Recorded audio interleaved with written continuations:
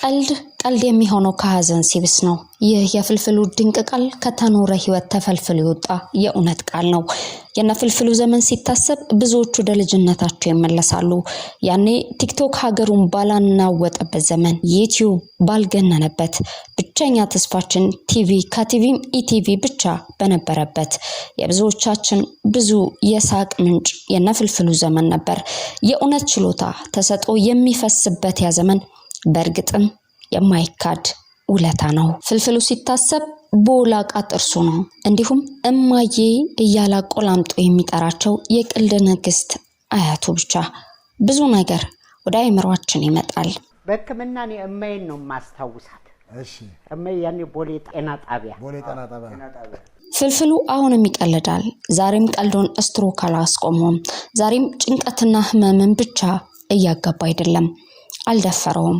ከናልጋይ ተነስቼ እመጣለሁ እያለ ህይወት ላይ ይሳለቅባታል እንጂ ፍልፍሉ ጉዳዩ አይደለም። አሁንም ይቀልዳል። እኛ ግን በዚህ ሰዓት እነዚህን ሰዎች ማጣት ምን ማጣት እንደሆነ ይገባናልና ከቀልዱ ስር ያለውን ህመም እንረዳለን። ምክንያቱም ሰው ነን። እቺ ምንድነች? የቡዳ መድኃኒት እንዳይበላ አንተ ጀብ ይበላል።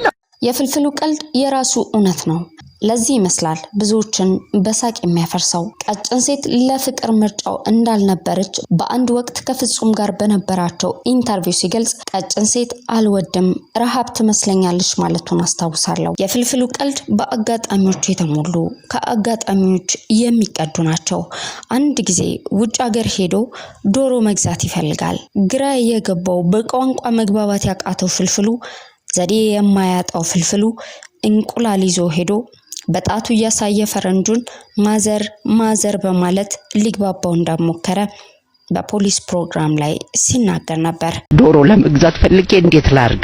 አቤት ውስጥ እንቁላል ነበር፣ እሱን ይዤ ሄጄ ማዘር ቺቺኒያ መንደር ውስጥ ተወልዶ ያደገው ፍልፍሉ ቀልድ አያልቅበትም።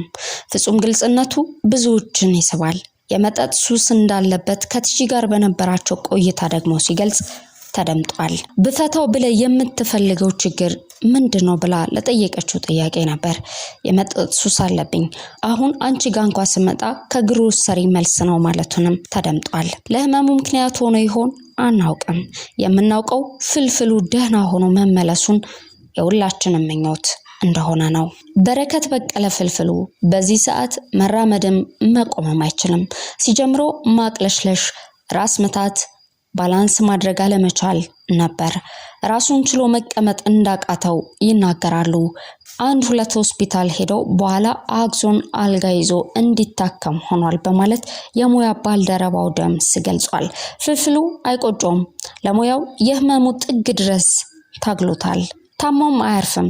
ፍልፍሉ ለህክምና የወጣውን ወጪ ሲሰማ ብሩን ስጡኝና በሽታዬን መልሱልኝ እያለ እንደለመደው በሳቅ ሲገላቸው ነበር ዶክተሮቹን። የፍልፍሉ ችግር የሆርሙዝ ችግር ነው። ሆርሙዝና ፍልፍሉን ምን አገናኛቸው? የሰረብለም ችግር እንዳለበት ሲነገረው ነው እንግዲህ ፍልፍሉ ችግሬ የሆርሙዝ ችግር ነው ሲል የሰርጥ ጉዳይ ነው በማለት ነበር ለጤና ባለሙያዎቹ እየተናገረ ሲያስቃቸው የነበረው።